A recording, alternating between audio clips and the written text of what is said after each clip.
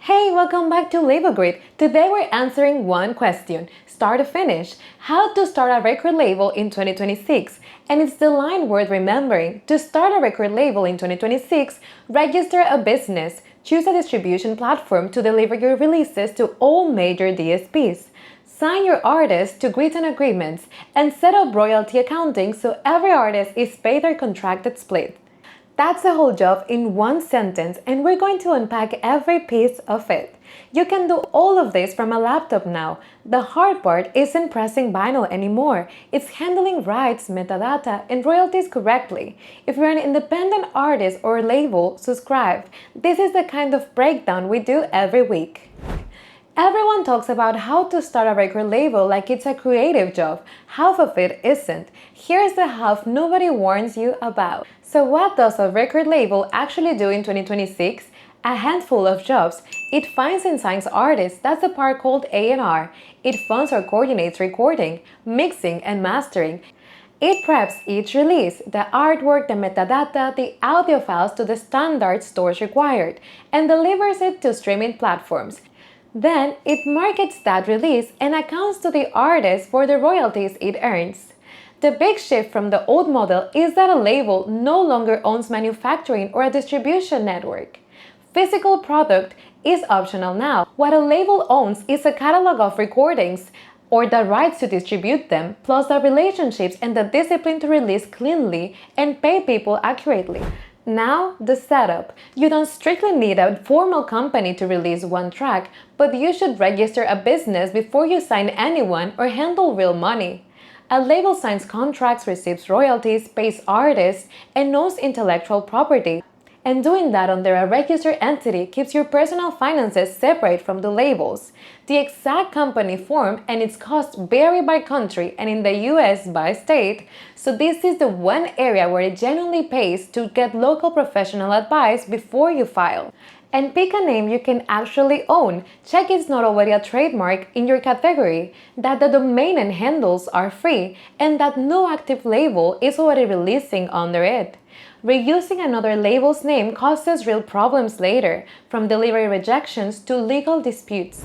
Here's what nobody tells you about how to start a record label. Your first signing is probably someone you already know. Your first signings usually come from one of three places: artists you already know and work with, demos that arrive on their own, and acts you go out and find.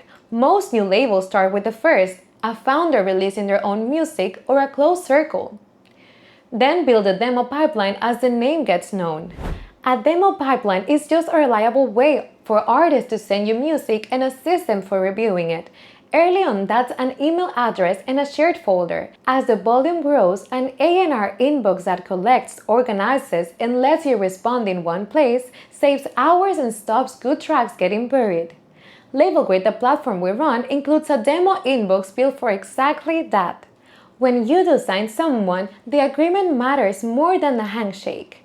A recording agreement should be explicit about 5 things: how long it runs and how many releases it covers, the term, what rights the artist is granting, whether they're exclusive and in which territories, how revenue is split between label and artist and when it's paid, who owns the master recordings and what happens to them when the deal ends, and whether the label recoups its costs from the artist's share before the artist is paid. None of this is legal advice, and a real contract should be reviewed by a lawyer, but understanding these levers lets you offer terms that are fair and clear. The labels artists trust are the ones whose deals are simple to read and whose payments match with the contract promise. The part of how to start a record label that quietly decides everything, how your music actually gets to Spotify. To get a release from your hard drive onto streaming services, you need a distributor, and there are 3 broad routes. A DIY distributor is aimed at a single artist uploading their own tracks.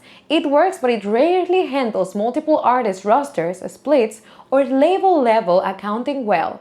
A label services company distributes and takes on marketing and admin for you, in exchange for a larger cut of your income, or you build on a distribution platform designed for labels, keeping control and paying a subscription instead of handing over a big revenue share.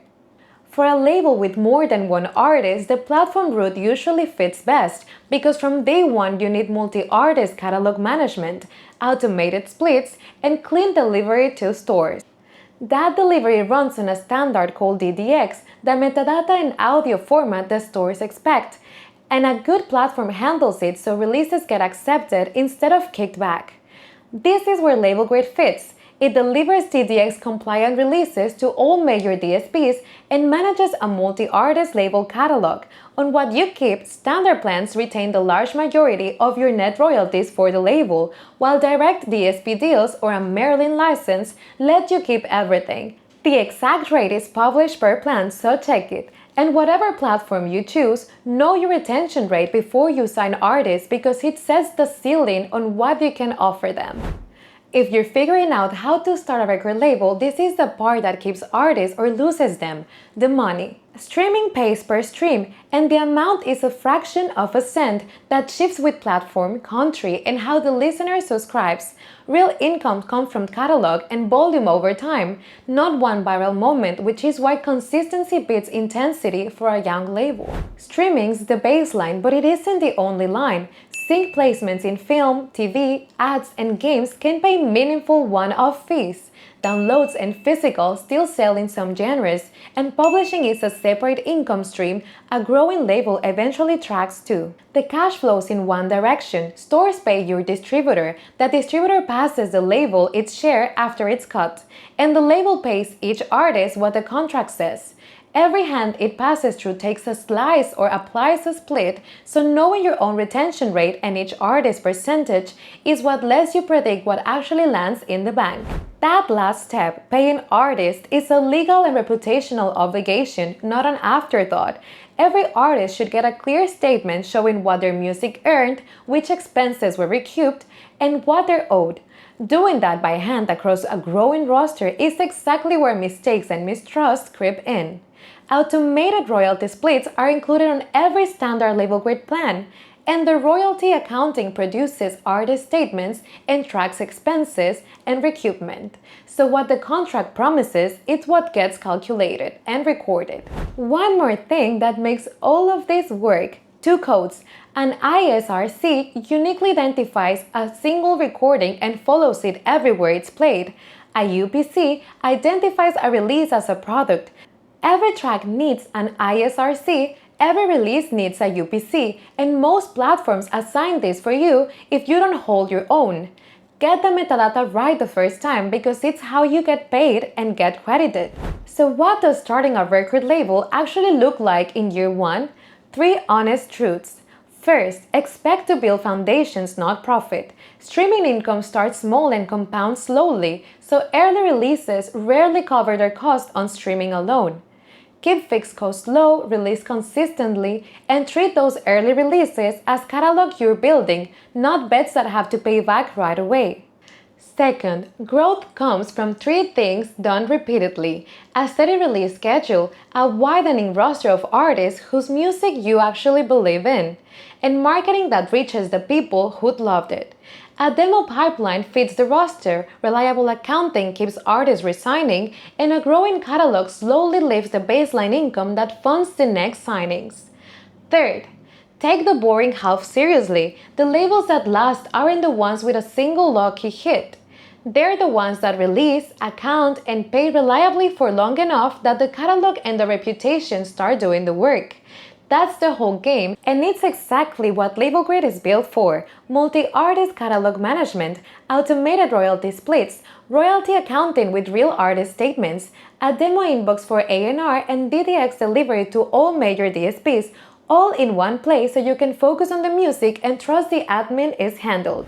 So that's how to start a record label in 2026. Register the business, sign smart, distribute clean, and account honestly, and the catalog does the rest. We've got a full written guide that goes even deeper linked in the description. If this helped, subscribe.